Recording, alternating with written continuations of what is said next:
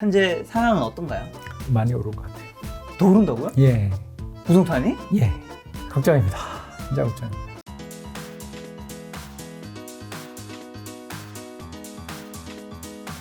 오늘 주제는 바로 2020 경제전망편입니다.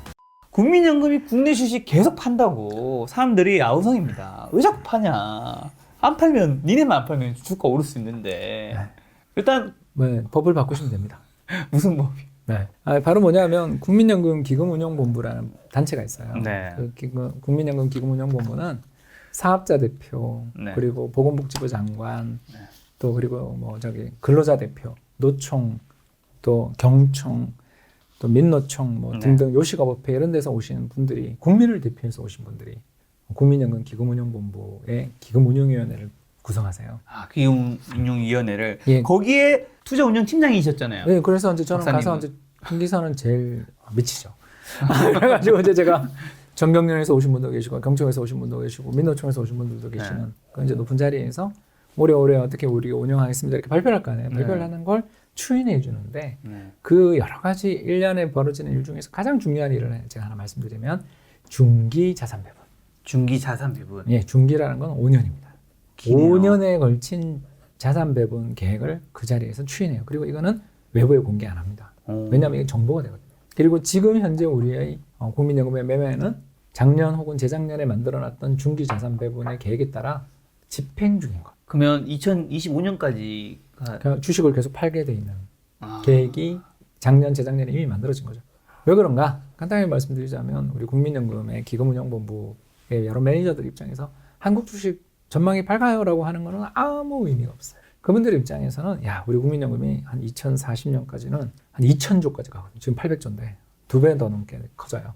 아니 그게 어쩔 수가 없어요. 왜냐하면 은퇴한 사람들은 저희 X세대는 아직 국민연금을 안 받으러 갔잖아요. 저희 X세대. 그러니까 X세대들이 국민연금을 딱 받으러 가게 되는 시점이 언제냐면 지금으로부터는 14년 뒤에 올 거 아니에요. 이 14년 뒤가 딱 언제냐면 30년대 후반이잖아요.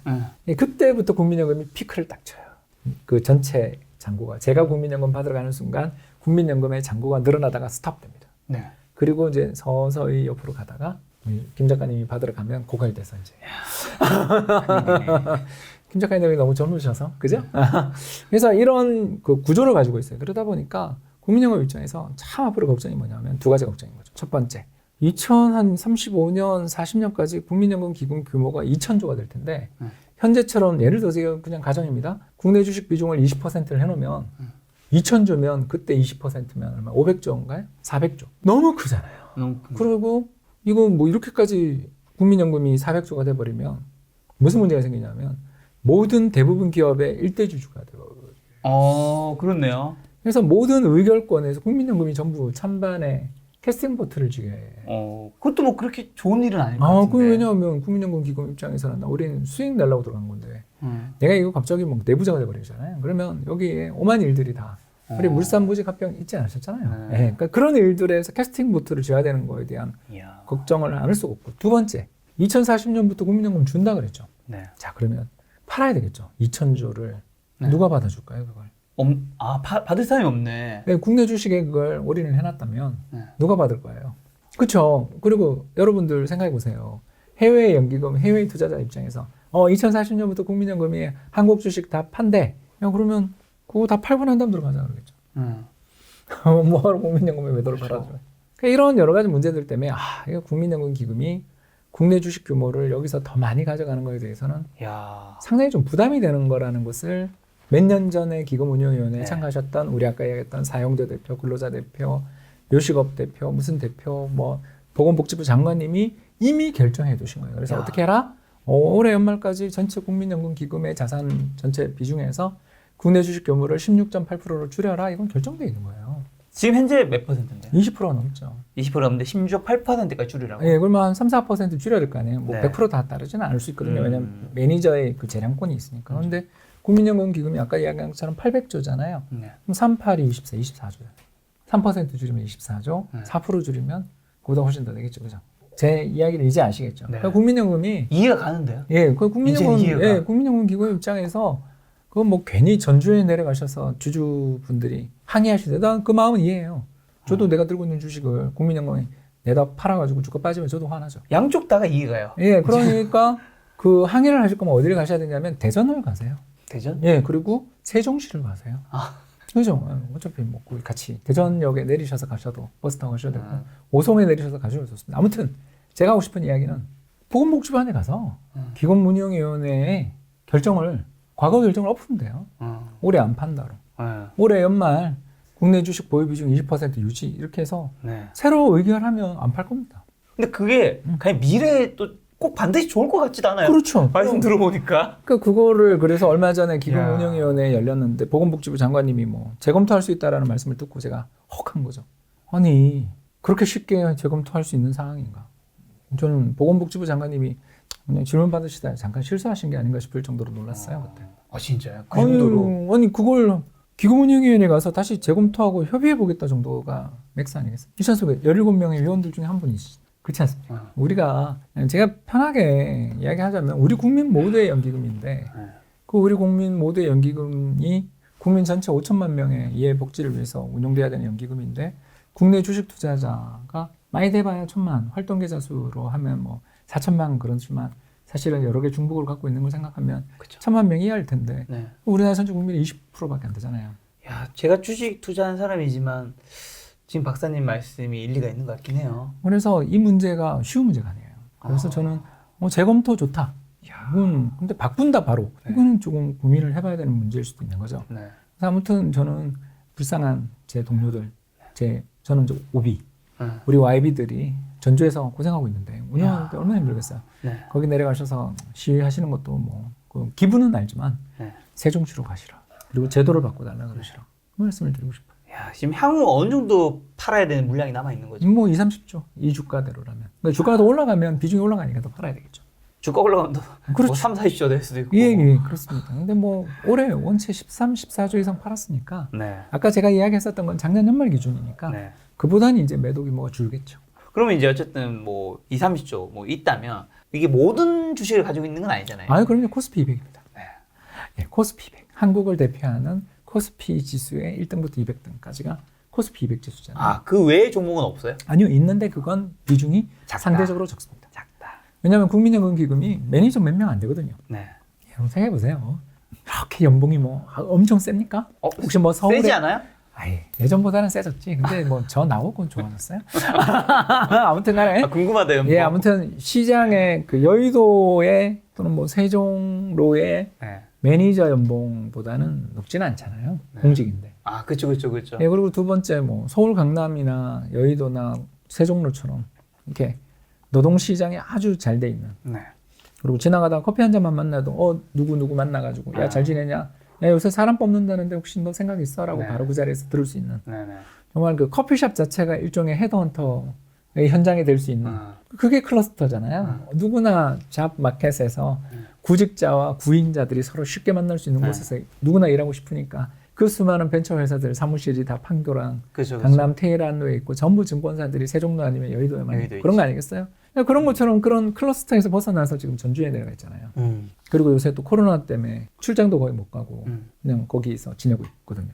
그런 직원들한테 저는 좀 이렇게 더 많은 좀 긍정적으로 좀 도와주는 쪽으로 해야지. 네. 그 친구들 입장에서는 아까 이야기했었던 기금운용위원회에서 만들어 놓은 중기자산 배분이라는 걸 안 지키면 징계받는 사람들한테 그거 파냐고 그러는 건 좀 마음이 아픈 이야기다. 야, 이게 또 현직에 계셨던 저는 박사님 얘기해 주시니까 전주 내려가기 전에 나왔어요. 죄송합니다. 어쨌든 국민연금에 계셨던 박사님 얘기해 주시니까 좀 이해가 되는 부분들이 많은데 어쨌든 해외 주식 비중을 늘리는 이제 이유는 알겠어요. 자, 그럼 그대로 계속 집행한다고 해도 뭐 어느 정도 이해도 가요. 그렇다면 지금 이런 상황에서 개인 투자자는 또 어떻게 대응해야 돼? 개인 투자자에 대한 우리가 또 좀 입장도 대변해 줘야 되잖아요. 아까 했던 이야기에서 반복이죠. 뭐. 네. 두 가지. 모멘텀 장세가 조금 이제 진정되거나 모멘텀 투자자들에게 굉장히 좋았던 시기가 좀 저물어 가는 기분이 좀 들잖아요. 왜 그러냐면 금융 장세가 이제 서서히 끝나가고 중간 반락이 진행되는 것 같은데 이제 실적 장세다. 그렇다면 가격 모멘텀만 너무 보지 말자 이제. 무슨 모멘텀을 보자 이제. 같은 모멘텀이라도 실적 모멘텀이라는 게 있잖아요. 그래서 지금까지는 차트가 이쁘고 이게 테마래. 누가 샀대. 뭐 이런 종목들만 좀 관심을 가져도 좋았어요. 그러나 이제부터는 기업 실적에 따라 희비가 엇갈리는 시기가 올 텐데 반등은 했더라도 그 지속성은 전혀 다른 문제잖아요. 그죠? 그래서 기업들의 실적 전망들 이런 거 관련돼 있는 특히 제가 하나 팁을 더 드리자면 아까 산업통상자원부에서 나와 있는 수출입 통계는 꼭 보셔야 되고 두 번째로 뭐 예를 들어서 한경 컨센서스나 이런 데 사이트를 가면 증권사에서 나온 보고서 편하게 보실 수 있잖아요. 근데 그 보고서를 보실 때 저는 종목 보고서는 웬만하면 권하고 싶지 않아요. 왜냐하면 종목 보고서를 보면 모르는 말도 너무 많고 뭐 전제가 좀 붙어 있어요. 그러니까 제 생각에는 산업 전망 보고서들이 그러니까 어떤 산업에 대한 보고서 중에 쭉 보면 결론에 가면서 그러면 이 산업에서는 나는 어떤 종목을 탑픽 제일 좋아해요. 뭐 이렇게 해두는데 그 탑픽이 뭐냐만 보시면 큰일 납니다. 이걸 왜 추천하는지 논리를 그게 실적일 거 아니에요. 네네. 그런 것들 경쟁의 구도 또는 실적으로 투자자들이 관심이 쏠릴 수밖에 없는 어떤 촉매 역할을 할 만한 호재 잠재 호재 이런 부분들에 대해서도 공부를 해두시면 실적 장세에 대응할 수 있고 또 아까도 이야기했지만 우리나라 수급이 끊임없이 막 쫙 사는 사람만 있는 장세가 이제 아니고 국민연금도 좀 파는 작년에 그렇게 폭락장에 우리 버팀목이 됐던 국민연금이 이제 배신을 때리고 있는 그런 상황일 때는 아무래도 실적에 좀 우리가 포커스 맞추는 게 더 나은 성과를 거두는 그런 국면이 아닌가 생각합니다.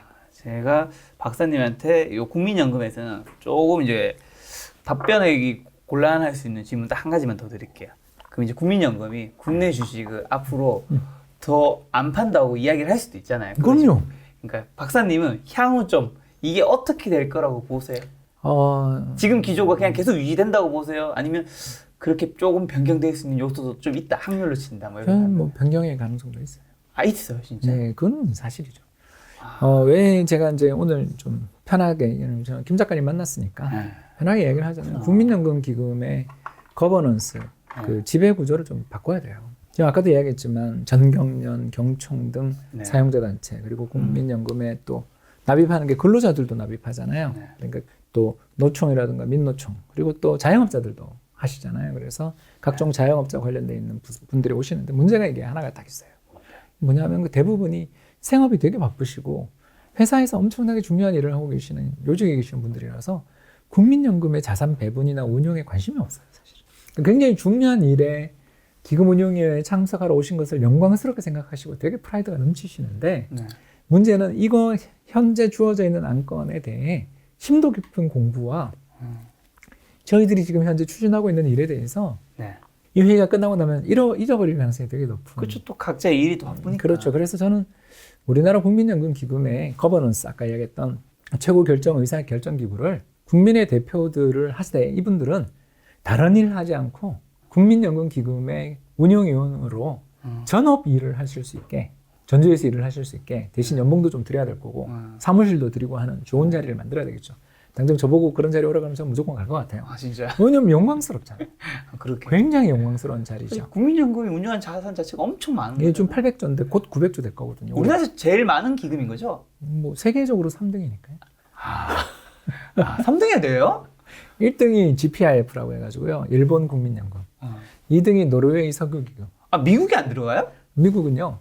캘리포니아 교직원 기금이 세계 5위인데 이런 종류의 기금이 엄청 많구나. 엄청나게. 그런 나라가 또 호주. 슈퍼 애뉴이티라고 해서 호주는 또 그런 기금이 6개인가 있어요. 그래서 그런 나라는 정말 연금 면에서 정말 선진국인데 우리나라는 아시는 것처럼 개인연금이나 퇴직연금 잘 운영 못하고 계시잖아요. 그래서 국민연금이 거의 보면 어떻게 보면 노후의 유일한 버팀목인 분이 많은데 국민연금 기금이 잘 운영되기 위해서는 위에 계시는 분들이 좀 어떻게 보면 전문가들이 또 이 운영이 어떤 것인가를 알고 계시는 그리고 국민연금에서 지난 몇 년간 이루어졌던 수많은 여러 기획안들, 토론 이런 것들을 심사숙고해서 같이 공부를 하고 그리고 중립적인 입장에서 의사를 할 수 있게끔 임기가 보장된 뭐 그런 분들이 좀 결정을 하시면 더 나은 어떤 그런 이런 거를 지금 오늘 일이 있었다면 기금운용위원회 뭐 열려면 또 몇 달 남았고 그거 가서 또 17분, 18분에 참석하시는 기금운용위원회 분들 또 다 따로 찾아뵙고 설명도 드리고 해야 되는데 잘 안 될 것 같잖아요. 그런데 이런 거버넌스 구조를 바꾼다면 아까 이야기했던 김 작가님 이야기하신 것처럼 한국 주식을 여기서 이렇게 파는 게 올바른 일인가에 대해서 정말 그 전문가들이 심도 높은 토론을 통해서 야, 당분간 이거 한국 파는 거 그만하자. 결정할 수도 있는 거죠. 그거는 뭐 얼마든지 최고 의사결정기구 해야죠. 그거. 전 박사님 말씀 들어보니까 이게 참 어느 쪽에 섰느냐에 따라서 이야기가 처음 달라질 수 그럼요. 있다. 이 사실 저도 개인 투자자잖아요. 개인 투자 맞습니다. 입장에서는 국민연금 구식 팔아야 되나 싶은데 밉죠. 또 국민 전체 입장에서는 국민연금 그렇게 하는 게 맞는 것 같다는 맞는 생각도 것 같다는 들고요. 생각도 들고. 그러니까 이해관계에 야, 충돌이 생기는 그렇게 거예요. 딱 드는 생각은 또 예. 하나는 막 이제 사실 박사님이 결혼하셨고 저도 제 주변에 다 결혼했는 나이잖아요. 막 그 부부 싸움이라든가 결국 뭐 결벌하거나 얘기를 들어보면 다 상대방이 안 좋은 얘기만 해. 한 번도 자기 때문에 우리가 싸웠다. 자기 때문에 우리가 지금 힘든 시기라고 얘기한 사람 제가 한 명도 본 적이 없어. 근데 그 상대방은 또 딴 데 가서 다 또 상대방이 잘못한 거 얘기할 거잖아요. 진짜 이야기라는 거는 양쪽 다를 다 들어보면. 제가 그래서 요새 페이스북이나 인스타에서 어떤 논란이 되는 이슈가 터지면 네. 좋아요 하나도 누르기가 무섭더라고요. 그러니까 양쪽 다 들어봐야 지극히 된다는, 한쪽의 입장인 거니까. 예, 그런 거를 오늘 이거는 정말 국민연금 오비로서 그리고 이코노미스트 28년 차 이코노미스트로서 우리 경제가 어떤 경제라 좀 너무 올인보다는 분산 투자가 좋다라는 철학을 가지고 있는 사람으로서의 입장임을 네. 이해해 주시면 감사하겠습니다. 알겠습니다. 자, 지난달에 이사 부동산 대책. 자, 이사 부동산 대책 이후 좀 현재 상황은 어떤가요? 많이 오를 것 같아요. 더 오른다고요? 예, 부동산이? 예, 걱정입니다. 진짜 걱정입니다. 또요? 두 가지 때문인데 하나는 야, 당연히 걱정했던 그대로의 일이 벌어지는 게 네. 왜 정부가 사실 그 2017년 파리 대책 때 신도시 개발을 왜 안 했을까? 예, 그때는 이제 주택 공급은 충분하다라는 말씀을 하시면서 안 했지만 사실 그 신도시 개발을 하기 싫었던 가장 큰 이유는 이 신도시 개발 자체가 단기적으로는 오히려 집값을 더 부추기거든요. 왜 그러냐면 토지 보상금이 일단 대토를 한다거나 번질 뿐만 아니라 두 번째가 네. 신도시 개발 정보를 어떻게 100% 통제할 수 있겠어요? 우리나라 서울 근처에 신도시 개발할 수 있는 땅이라는 건 뻔히 정해져 있는데 네. 그 땅에 또 가서 여기 정말 개발해도 괜찮은지 실사를 했을 텐데 실사 과정에서 동참했던 사람들이 얼마나 많이들 다녔겠어요. 그 과정에서 소문이 안 날 수가 없는 외지인들이 와가지고 산시고 다니는데. 그렇죠, 그렇죠. 그래서 이 정보가 비대칭적이잖아요. 우리는 이번에 광명시흥 저 같은 경우는 거기가 나올 거라고 생각을 했었어요. 저도 후보가 거기 이 정도 7만 명, 8만 명 이상, 8만 가구 이상의 대규모 주택을 공급해 줄 수 있는 땅은 특히 수도권에 나와 있는 데는 그거밖에 없다라고 생각을 했었어요. 그러나 그걸 개발했다라는 말을 듣고서 그 주변의 제 지인들 중에서 전화가 왔어요. 목사 거기 개발할 줄 알고 어떻게 거기 예전에 나한테 그때 이야기해줬지? 이렇게 물어보는 거예요. 그래서 내가 정보를 들은 게 아니라 옛날 그게 이명박 대통령 시절에 보금자리 주택으로 지정됐다가 해제된 곳이라고. 그래서 10년 전에 이미 여기는 신도시 또는 대규모 보금자리 주택 입주 지역으로 규정을 해놨던 지역이어서 여기는 이미 다 파악도 돼 있고 여기 좋은 자리라는 걸 다 알고 있었는데 2011, 12년에 부동산 시장이 그때 어려워지면서 네. 취소된 거라고. 그러니까 이런 지역들이 정해져 있잖아요. 네. 근데 이게 모든 사람들에게 다 공평하게 전해지는 게 아니라 비대칭적이지. 그래서 인사이드 혹은 저처럼 그래도 조금이라도 업계 소식도 알고 그쪽 공부를 한 사람들은 대충 어디 나오겠군, 다음은 어디겠군 알고 있지만 안 그런 사람들은 하게 되는 과정에서 재산상의 이익을 누리는 차이들이 크게 벌어지는 그렇죠, 불평등 문제가 생깁니다. 네네. 그리고 또 이 과정에서 이제 무슨 일이 생기냐 하면 당연한 이야기로 또 다음은 어디라더라 뭐 이러면서 부동산 시장에 일종의 그 힘을 주게 되는 게 바로 신도시 발표인 거예요. 그래서 신도시를 개발한다라는 발표들이 나왔던 시기를 한번 생각해 보시면 90년, 89년 뭐 그때 1기 신도시 또 2003년, 4년 2기 신도시 그리고 이번 3기 신도시 보시면 알겠지만 다 그런 신도시 발표를 하고 1, 2년, 2, 3년 이후는 더 올라요. 그렇지 않습니까? 그렇기 때문에 부동산 시장 입장에서는 일단 광명시흥 3기 신도시 후보지가 캔슬되는지 안 되는지는 우리가 현재로서는 알 수 없지만 저는 일단 그런 여러 이슈들 여기에 지난번 시간에도 잠깐 지나가면서 이야기했지만 바로 그 지방자치제 선거 과정에서의 개발 공약들이 무수히 나올 수밖에 없기 때문에 이 개발 공약들을 감안해 보면 부동산 시장에 계속 지금 에너지를 넣어주는 호재가 시장이 너무너무 강하다. 이렇게 말씀을 드릴 수가 있겠습니다. 그러면 지금이라도 집을 사야 하는가 말아야 되는가 고민하시는 분들은? 그 고민하시는 분들한테는 답은 정해져 있는 것 같아요. 두 가지로 나뉩니다. 네. 모두에게 동일한 답은 저는 그런 건 없다고 생각해요. 네. 첫 번째 답, 지금 현재 자기 돈으로 전세 살고 있다. 네. 그러면 뭐 서울이든 광역시 기준입니다. 뭐 수도권까지 하겠습니다. 그 밖의 지역은 제가 잘 모르니까. 그런 지역에서 지금 내 돈으로 전세 살고 있다고 생각하시는 분들은 네. 저는 주택 사는 거에 대해서 진지하게 고민해 보셨으면 좋겠습니다. 왜 그러냐면 지금 우리 작년에 있었던 또 한 번의 부동산 시장의 큰 충격이 임대차 3법이잖아요. 그 결과로 어떻게 됐습니까? 전세는 줄어들고 월세가 굉장히 수요가 늘어나는 가운데 전월세 가격 모두 뛰는 걸 봤어요. 네. 근데 이 과정에서 우리가 걱정이 뭐냐면 지금 현재 전세로 살고 계시면서 예를 들어서 계약갱신 청구를 해서 2년 뒤까지 내가 살 수 있다. 그럼 2023년 초잖아요. 네. 자, 그때 지금 전세가 지금보다 쌀까요? 신규 주택 공급 입주 뭐 물량 이런 게 안 보이잖아요, 지금. 네. 더군다나 우리 1, 2년 사이 금리 인상 없을 거라고 저는 계속 보는 사람이니 금리도 안 오르지, 그리고 입주 물량도 없어서 공급도 부족한 상황에 전체 부동산 시장도 들썩들썩거리고 있는 상황이라는 걸 생각하면 2년 뒤 지금이야 계약갱신하면서 전세를 안 올려주고 가더라도 2년 뒤는 어떡할 거냐에 대한 문제를 지금 전혀 대비가 안 돼 있으신 거죠. 그럴 바에야 지금 대출 금리도 굉장히 싼 편이고 더 나아가서 이런 실수요자들을 위해서는 사실 정부에서 또 규제를 완화한다는 이야기도 있고요. 또 안 그렇다 하더라도 여러 그 소득 조건에 따라서는 아무튼 최대 70%까지 대출되는 그런 상품들이 있는 것도 있습니다. 네. 이런 것들을 잘 살피셔서 지금 현재 전세를 가지고 계신 분들 입장에서는 전세를 자가로 갈아타는 전략들은 나쁘지 않은 전략이다. 이 말씀을 드리고 싶고, 이제 두 번째, 전세도 아니고 난 지금 반전세 살고 있다. 또는 월세다. 네. 또는 아예 뭐 모은 돈도 별로 없다. 네. 라고 하시는 분들한테는 다음 사이클을 기다리자. 언제쯤 올까? 한 5, 6년 뒤에 오겠죠.